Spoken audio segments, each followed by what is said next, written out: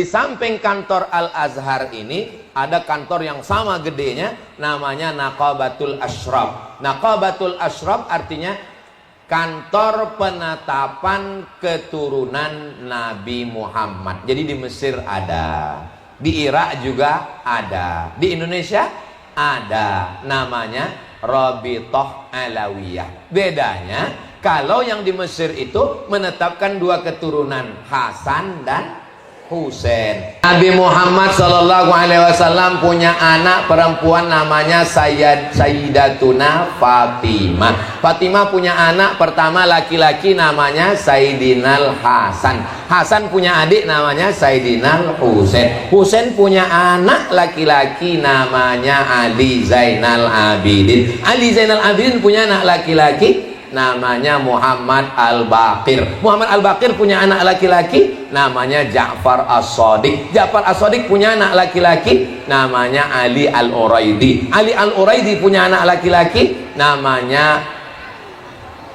Muhammad An-Naqib. Muhammad An-Naqib punya anak laki-laki namanya Isa Ar-Rumi. Isa Ar-Rumi punya anak laki-laki namanya Ahmad bin Isa Al-Muhajir. Muhajir artinya pindah, karena dia pindah dari Irak ke Yaman. Sampai di sana dia punya anak laki-laki namanya Ubaidillah. Ubaidillah punya anak laki-laki namanya Alawi. Alawi punya keturunan Ba. Ba itu artinya keturunan, keluarga. Ba Alawi, Ba Ashir, Ba Rakbah, Ba Suwaidan, Ba Yazid, Ba itu arti keturunan, Ba Somad. UAS ini dalam bicara, bolehlah kita mendukung Habib ya, mendukung atau jadi mukibin. UAS jadi mukibin silahkan saja, tapi jangan bodohi jamaahnya. Coba cerdaskan jamaahnya. Pertama menolak Habib, nanti lama-lama menolak Islam. Ya. Ujung-ujungnya itu ya ke sana. Maka ibarat makan bubur panas. Ya. Bubur panas itu dia tidak langsung dari tengah karena panas, pinggir-pinggirnya dulu. Iya, menolak. Kalau sudah orang kehilangan kecintaan kepada para habaib, hilang kecintaan pada ulama, hilang mahabbah, ya lama-lama ketika Islam dihinakan, cuek aja. Tidak percaya pada Habib berarti lama-lama tidak percaya pada Islam. Ini cara berpikir ini saya masih bingung. Tidak percaya pada Habib berarti tidak percaya Habib itu cucu Nabi lah gitu. Maka itu sama saja dengan tidak percaya kepada Islam. Lama-lama akan tidak percaya pada Islam. Ini dalam teori silogisme ini muqaddimah sugro, muqaddimah kubro, natijahnya ini enggak pas. Memang Habibnya sebagai apa sehingga disamakan kemudian dengan Islam.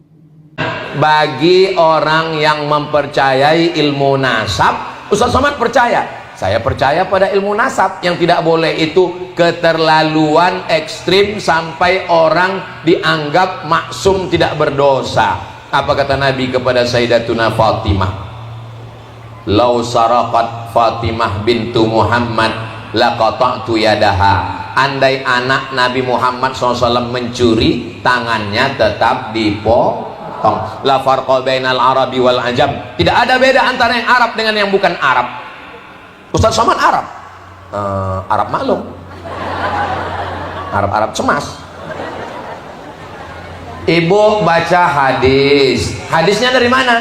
Sahih Bukhari. Sahih Bukhari kan? Bukhari itu orang mana? Bukhari itu orang Bukhara. Bukhara itu di mana? Bukhara itu Uzbekistan. Arab atau bukan Arab? Bukan Arab. Bukhari itu namanya siapa? Muhammad bin Ismail bin Ibrahim bin Al-Mughirah bin Bardisbah Al-Bukhari. Bukan Arab. Ahli bahasa Arab. Ahli bahasa Arab namanya Sibawai. Bukan orang Arab. Ulama kita belajar ke Arab, ngajar di Masjidil Haram, jadi imam Masjidil Haram, meninggal tahun 1916, asli orang Nusantara. Namanya Syekh Ahmad Khatib Al-Minkabawi. Minkabawi itu mana? Minangkabau. Masih satu kampung dengan Pak Chandra, wakil wali kota. Bukan cuma rumah makan Padang. bisa jadi imam Masjidil Haram. Jadi mau jadi orang apapun yang penting berkarya. Bahwa para habaib ini bukanlah keturunan Nabi dari sisi DNA. Jadi Dr. Ari Kem ini kebetulan sudah melakukan tes DNA. Karena beliau adalah keturunan daripada Ishak, Nabi Ishak bin Nabi Ibrahim. Dan haplogrupnya Dr. Ari Kem ini adalah J1. Beliau turunan Belanda. Beliau orang turunan Belanda, ibunya orang Indonesia. Sejak zaman penjajahan dulu beliau ini anak Belanda. Kemudian hasil tes DNA pun beliau ini presisi bahwa memang beliau keturunan orang Eropa. Walaupun wajahnya ini sudah mirip dengan wajah-wajah Indonesia, tetapi karena keturunan daripada ayah dari Eropa, beliau ini masih J1 dari turunan Nabi Ishak. Jadi di Eropa itu masih ada turunan Nabi Ishak yang asli. Di Eropa itu ada turunan Yahudi Askenazi, yaitu Yahudi Khazar yang garis perempuan, anak-anak mereka dinikahkan dengan bangsawan-bangsawan di Inggris, bangsawan di Jerman. Kemudian haplogrup mereka ikut ke ayah mereka Eropa, tetapi dari ibunya itu turunan Khazar sama dengan Ba'lawi ini. Kalau Ba'lawi ini turunan garis laki dari orang-orang Khazar. Haplogrupnya G. G itu adalah orang Khazar yang masuk ke dalam agama Yahudi, kemudian disebut dengan Yahudi Khazar. Haplogrupnya itu masih G semua. Ada juga di Mesir, orang Mesir yang berhaplogrup G itu cuma satu. Dari mumi-mumi yang ditemukan di Mesir itu semuanya R. Fir'aun itu garis lakinya R. Ada raja-raja di Mesir, muminya itu di tes DNA itu hasilnya R. Tapi ada satu makam yang lebih besar, makamnya lebih cantik, lebih indah. Itu haplogrupnya beda. Ini aneh para peneliti. Kok haplogrupnya G ini? Ternyata bukan turunan Fir'aun, bukan daripada orang Mesir asli. Dia adalah orang Khazar yang punya anak perempuan, dinikahkan dengan Fir'aun. Kemudian anaknya itu, anaknya daripada anak perempuannya Yuya, namanya Yuya. Yuya punya anak perempuan, dinikahkan dengan Firaun. Kemudian dia bergelar the father of God, ayah dari Tuhan. Karena apa? Mantunya dia ini Tuhan. Firaun itu kan, ana rabbukumul a'la, dan dia mengaku sebagai the father of God. Nah, saya pernah nanya sama Dr. Sugeng, Pak Dokter, coba ini dari Ba'lawi ini hasil G ini kan sama tuh dengan Yuya. Apakah ini jalur ponakan apa lurus? Jadi uji di komputer, ini kayaknya lurus Kiai katanya. Lah itu dari sisi DNA. Kalau dari sisi ilmu nasab itu berdasarkan kitab-kitab yang ada di abad ke-5, ke-6, ke-7 itu kan sudah ada kitab. Jadi kitab nasab di abad ke-5 Hijriah. Ketika Alwi itu katanya wafat tahun 400 Hijriah. Itu sudah ada kitab nasab yang ditulis namanya Tahdhibul Ansab karya Al-Ubaidili. Kemudian Al-Majdi di abad ke-5 itu karangan Al-Umari. Kemudian ada Muntaqilatut Talibiyah karya daripada siapa itu, Muntaqilatut Talibiyah. Itu tidak ada nama Ubaid disebut sebagai anak daripada Ahmad bin Isa. Kemudian pada abad ke-6 ada kitab yang disebut dengan kitab Asy-Syajarah Al-Mubarakah. Sama juga tidak ada nama Ubaid disebutkan sebagai anak Ahmad bin Isa. Ahmad bin Isanya ada, disebutkan anak-anaknya, tapi tidak ada disebut Ubaid punya ayah nama Ahmad bin Isa dan ditulis sebagai turun Nabi, tidak ada. Di abad ke-7 ada kitab Al-Fakhri. Di abad ke-7 juga ada kitab Al-Asili. Ada abad ke-8 kitab As-Sabatul Musan.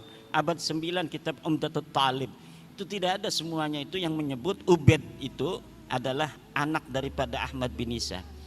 Lalu kapan mereka itu mengaku sebagai turun Nabi? Ya di abad 9. Ada seorang Ba'lawi namanya Ali bin Abu Bakar As-Sakran. Dia menulis sebuah kitab namanya Al-Burqatul Musyiqah. Lalu dia menuliskan silsilahnya sampai ke Rasulullah melalui Ahmad bin Isa itu. Jadi tertolak di situ. Tertolak karena tidak berdasarkan kesamaan data antara yang diakui dan yang telah dicatat oleh para ulama di abad sebelumnya. Nah, dari situlah kecurigaan itu kemudian membawa saya untuk meneliti lebih jauh setiap nama-nama itu yang diklaim oleh Ba'lawi sebagai imam. Ubaidillah itu jadi Imam Ubaidillah. Dia seorang mujtahid, sama dengan Imam Syafi'i gitu. Saya cari di hari hidupnya Ubaidillah, yaitu 383 Hijriah dia wafat.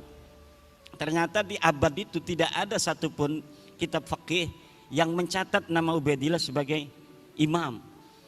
Kitab sejarah di Hadramaut, di Tarim, yang menyebutkan nama seorang ulama namanya Ubaid, tidak ada.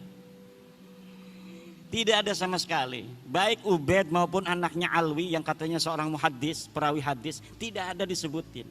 Alwi punya anak namanya Muhammad, tidak ada, ini orang fiktif semua. Muhammad punya anak namanya Alwi, fiktif juga, nggak ada orangnya itu. Alwi punya anak namanya Ali Kolikosam, nggak ada orangnya itu.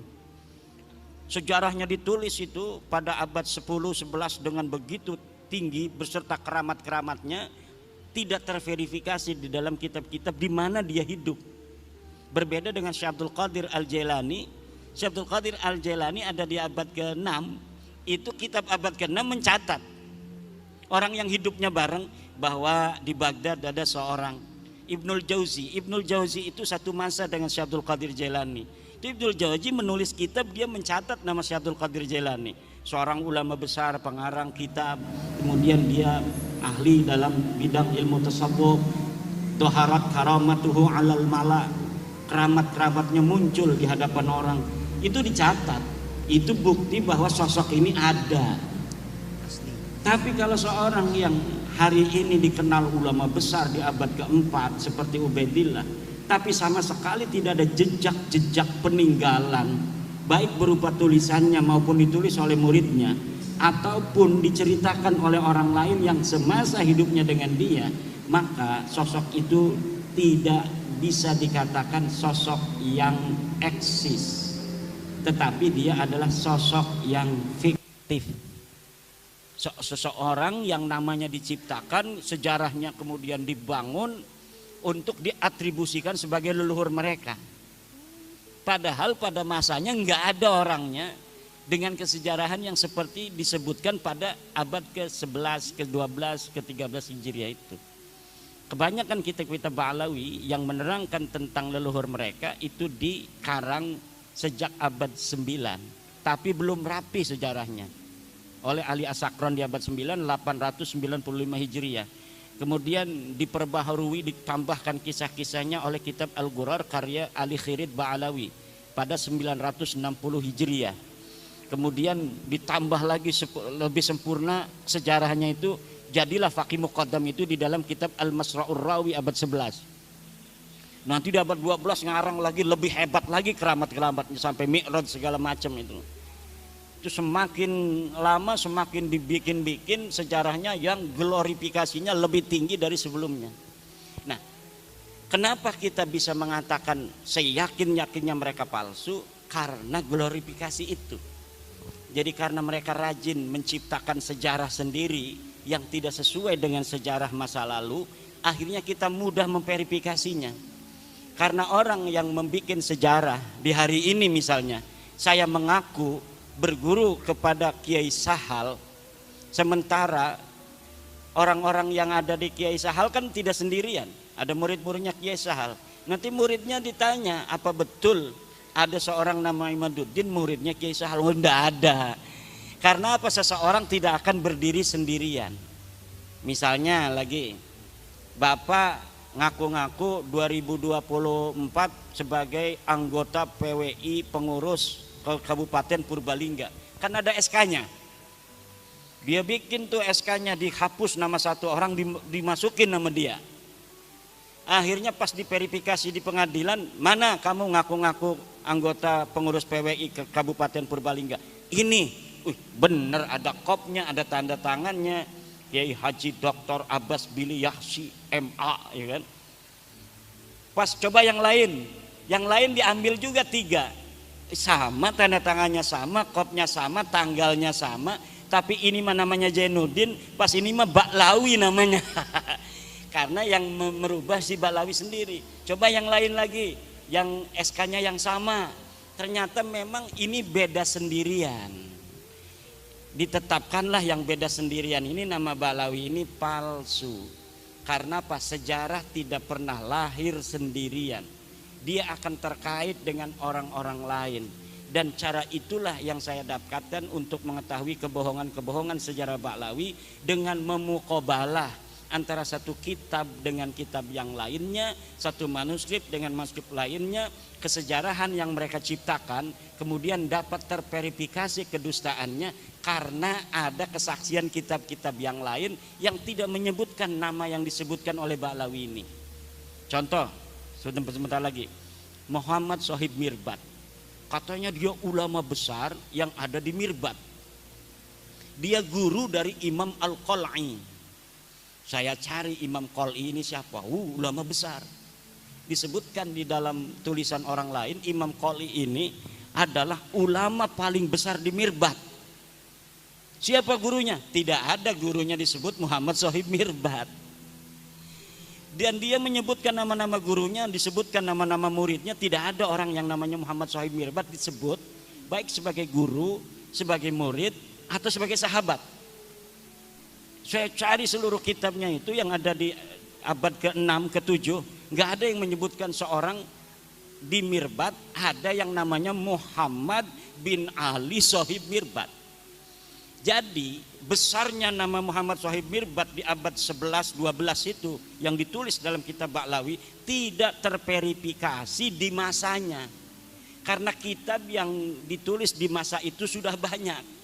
Dan sama sekali di Difar tidak ada ulama yang bernama Muhammad bin Ali Sohib Mirbat.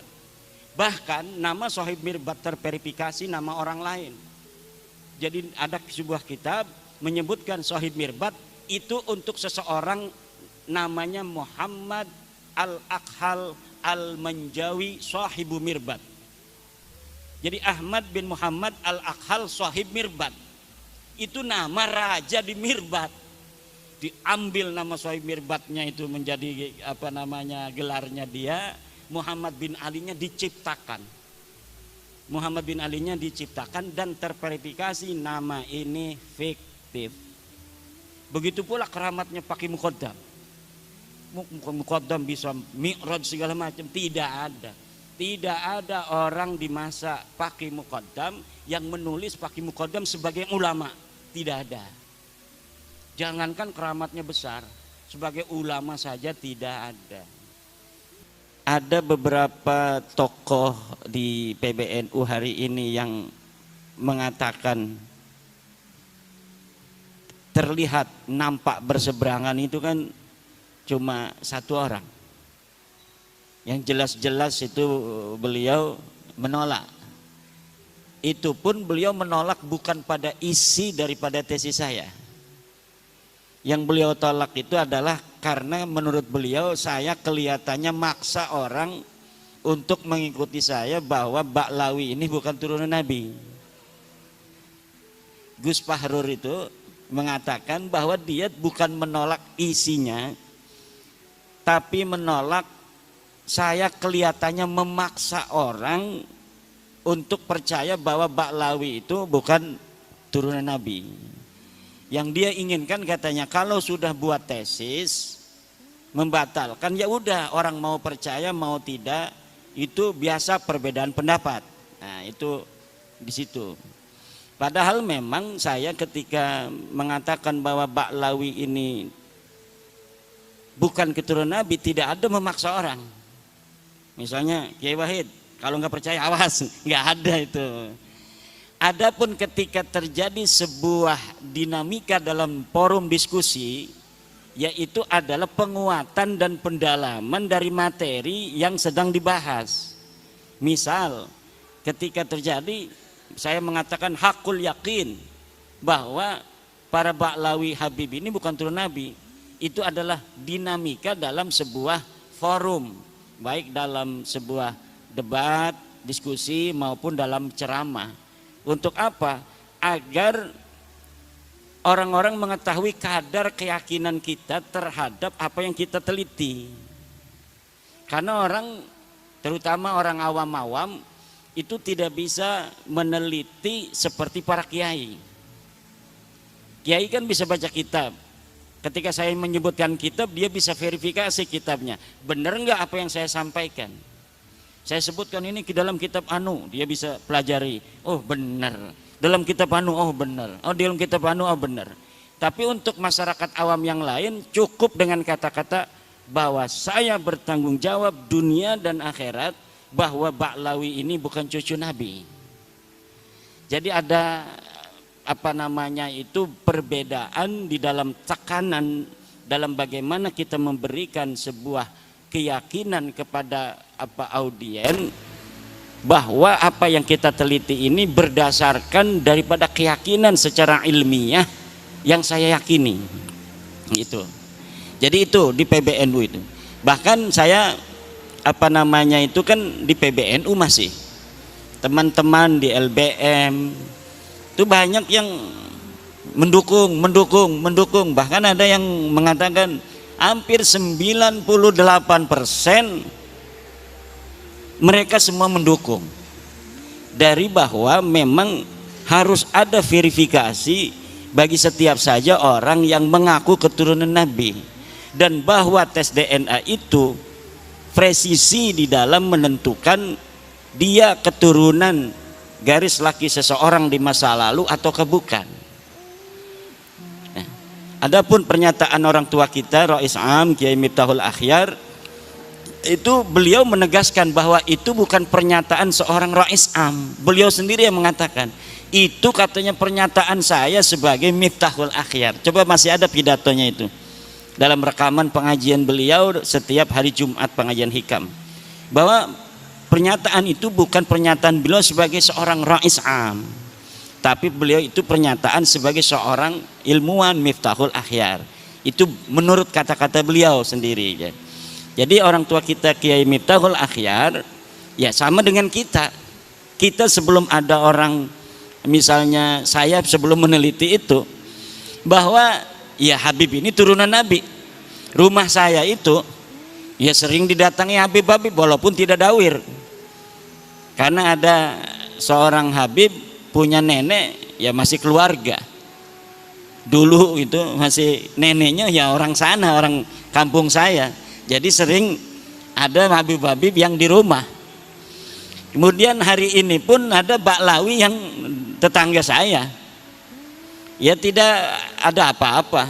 Bahkan ketika ada masalah pribadi, dia dengan tetangganya di perumahan ngontrak itu mau diusir sama tetangganya karena musuhan pribadi. Kakak saya yang ketua MUI Kecamatan Kresek yang membela dia. Tiap hari itu Ba'lawi itu nongkrongnya di material paling besar di Kresek yang kakak daripada ibu saya. Namanya material Pasir Indah. Itu tiap hari Ba'lawi itu nongkrongnya di situ, temenan dengan anak daripada kakak ibu saya itu. Jadi tidak ada masalah. Kalau misalnya urusan secara kemanusiaan. Yang jadi masalah adalah ketika dia mengaku keturunan Nabi, kemudian minta uang dengan memaksa dan sebagainya. Nah, jadi tidak ada urusan pribadi di dalam masalah penelitian nasab para kabaib ini.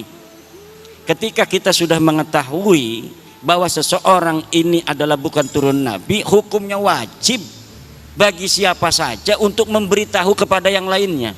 Hanya itu saja beban saya untuk mau pergi lama-lama ini beberapa hari meninggalkan santri saya, karena sebuah kewajiban ketika kita telah memberikan sebuah kesimpulan dan kita juga setelah meyakini seyakin-yakinnya mereka bukan keturunan Nabi, kemudian banyak saudara-saudara kita terutama kiai-kiai di kampung-kampung yang mendapat mudarat dari pengakuan mereka itu, karena kita semua pengen mendapatkan syafaat dari baginda Nabi kan. Akhirnya dimanfaatkan oleh oknum-oknum ini untuk kepentingan mereka dengan pengakuan mereka.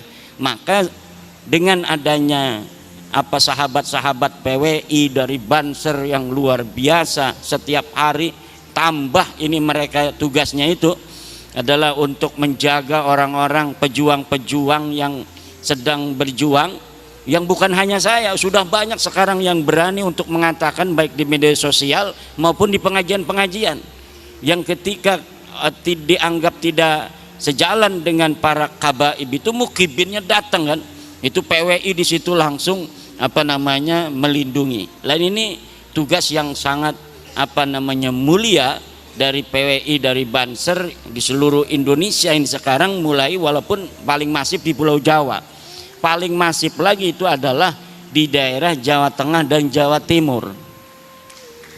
Ini paling hebatnya mungkin di Jawa Tengah ini Solo Raya dan Banyumas Raya ini, Purbalingga, Banyumas ini luar biasa. Jadi prototipe daripada perjuangan kita hari ini. Kalau dulu perjuangannya langsung dengan perjuangan senjata, sekarang perjuangannya dengan perjuangan pemikiran. Termasuk Kiai Sahal ini perjuangan pemikiran, perjuangan dana, perjuangan mungkin akan banyak orang yang mukibin itu nanti mencela, mencaci, itu harus siap ya. Jangan senyum-senyum aja ini. Saya itu wajah saya udah nggak ada rupa orang itu di Facebook itu. Saya biasa-biasa aja karena saya menganggapnya itu wajar. Seorang Nabi Muhammad SAW saja itu kan luar biasa. Innahu sahirun kadzab dan lain sebagainya. Ada lagi sahirun majnun kan, gila dan lain sebagainya. Jadi hal-hal yang semacam itu pasti akan ada konflik, walaupun sekecil-kecilnya pun akan ada konflik.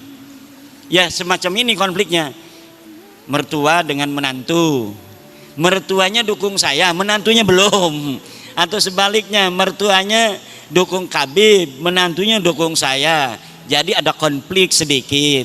Itu pasti dalam kebenaran itu ketika diungkapkan akan terjadi clash. Nabi Muhammad siapa dulu itu yang saling tidak akur? Keluarganya Nabi. Abu Thalib, Abbas, Hamzah, ya kan? Abu Lahab, ya berbeda-beda.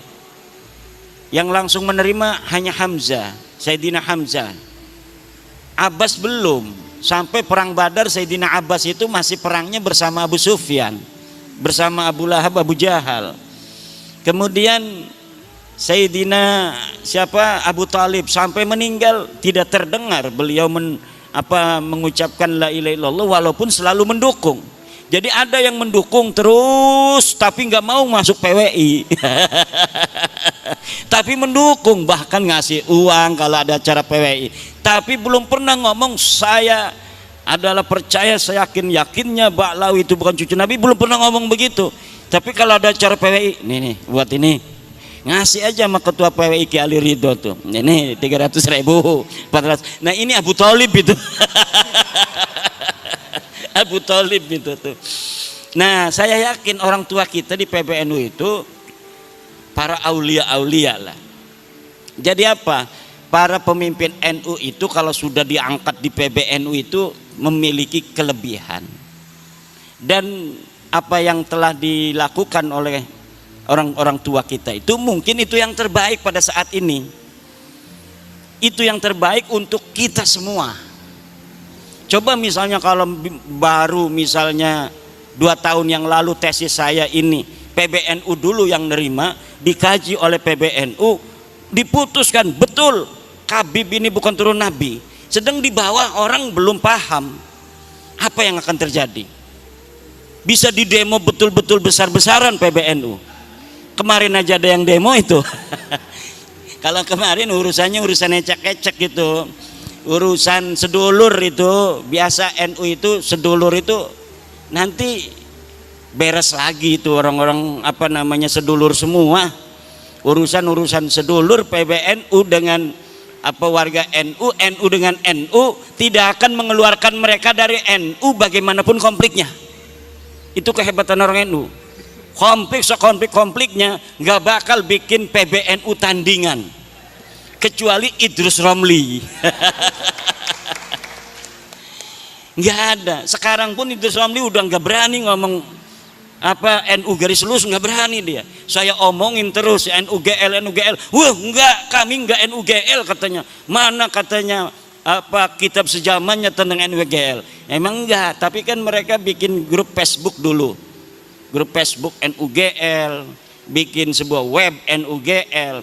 Tapi hari ini mereka nggak mau. Pak Lutfi Basori nggak mau disebut NUGL sekarang. Itu hebatnya NU. NU ini adalah jam'iyatun mubarakatun. Jam'iyatun mubarakatun. Organisasi yang penuh keberkahan. Insya Allah pada saatnya semua warga NU akan sepaham dengan kita semua bahwa Habib ini bukan keturunan baginda Nabi besar Muhammad sallallahu alaihi wasallam. Apalagi tuh pertanyaannya?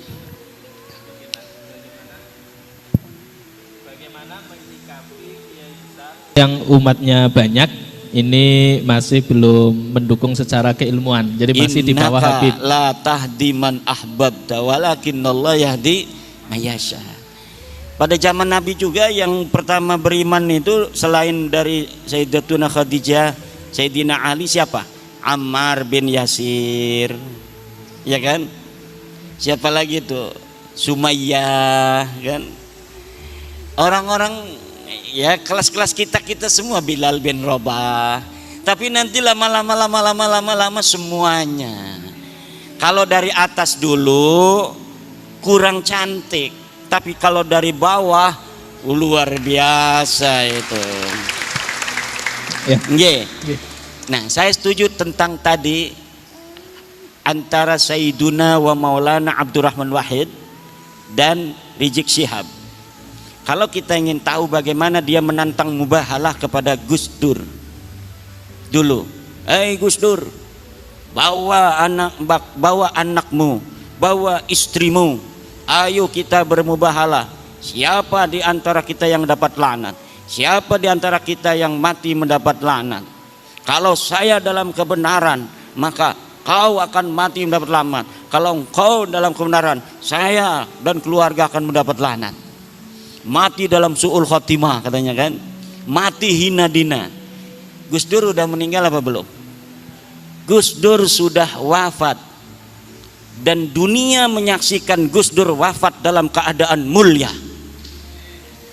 Gus Dur wafat sebagai seorang presiden yang diiringi sampai liang kuburnya dengan penghormatan paling tinggi dari negara Republik Indonesia, dihadiri oleh presiden dengan iringan la ilaha illallah oleh para santri.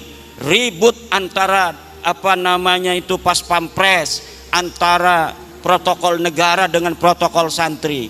Pas pampres pengennya pakai dar, santri ya ilaha illallah, ngacak semuanya, pengen menghormati Gus Dur untuk terakhir kali. Ketika dia sudah ditanam, sudah didafnu, kemudian mulai dari dia itu dikubur, doa-doa suci dari masyarakat untuk dia sampai hari ini tidak pernah berhenti. Ini menunjukkan Gus Dur radhiyallahu anhu wafat dalam kemuliaan. Ketika hidup dia hidup dalam kebenaran, menegakkan kebenaran, dan ketika wafat dia wafat husnul khatimah, wafat dalam keadaan mulia. Sekarang tinggal musuhnya yang mubahalah itu. Kita akan saksikan yang berani bermubahalah dengan Gus Dur itu bagaimana akhir hidupnya. Dan hari ini alamannya sudah mulai nampak, bagaimana setiap hari dia merendahkan dirinya dengan kehinaan, terus menuju titik nadir kehinaan yang paling hina dina. Terima kasih.